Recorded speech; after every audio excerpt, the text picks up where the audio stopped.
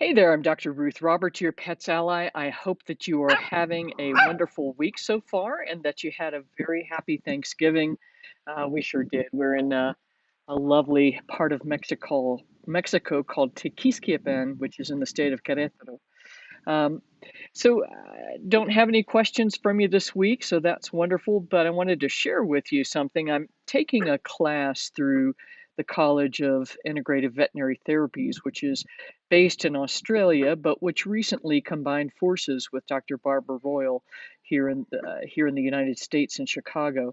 And this is great because what they're doing is actually providing scientific evidence, much of it based in research on for animals, for dogs and cats, but also for based on human medicine. So it's a great group.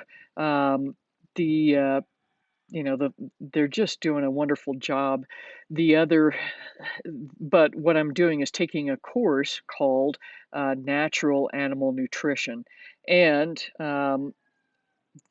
one of the things. So it's interesting. They're going through, diet ideology, which says a lot, and then reasons for and against, various things: home cooked diets, raw diets, keto diet, all of that stuff. Like what evidence actually exists, and as it turns out, sadly, there's not a lot of evidence for keto diet. There's a lot of speculation that it will help, but not a lot of actual hard evidence.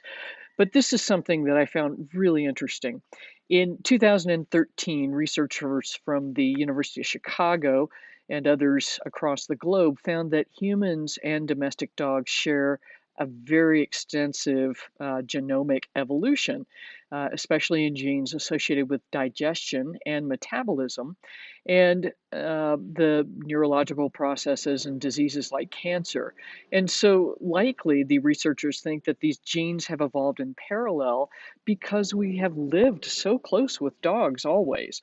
And that's really exciting, but it validates the idea that we can take the research from human medicine that's letting us kind of understand how we can benefit our genomes and epigenomes and things of that nature, and really start to get some grip on what's going to help in terms of doing this in a way that we can support nutrition and things of that nature. But and what I should say is that we can use nutrition to support improving health and also to change how the genes are responding. So it's very interesting. There's a ton of information coming out right now about epigenetics and epigenomics and things of that nature, but it so there's more and more that starts to make sense, and more that we can really hang our hats on.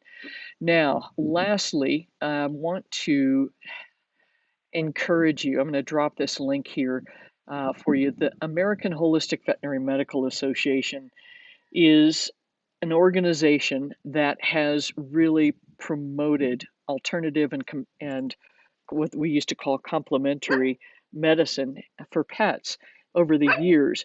And they have survived being beat up by the AVMA, and finally, persisted long enough that that the AVMA actually incorporated the AHVMA, the American Holistic Veterinary Medical Association, into its wings.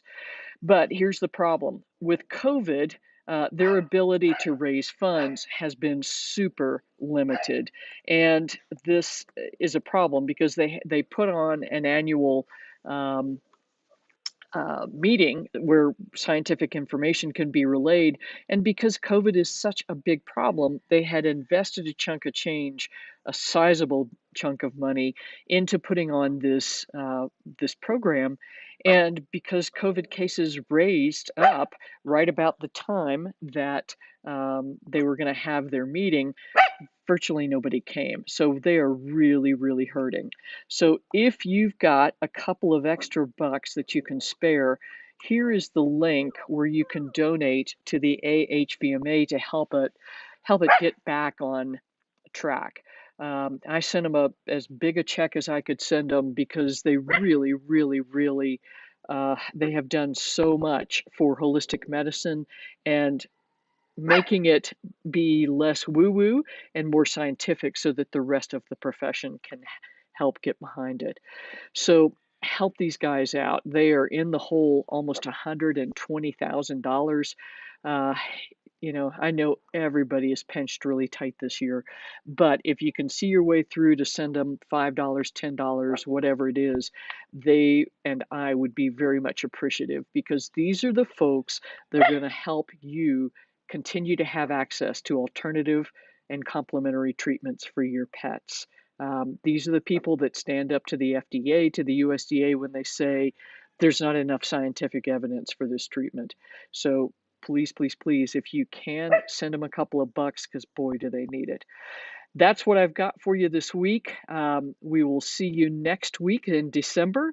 Until then, have a great, lovely week, hopefully that's low stress, and give everybody a big hug. And remember, your pet's best health starts in the bowl. I'm Dr. Ruth Roberts, your pet's ally. Thank you.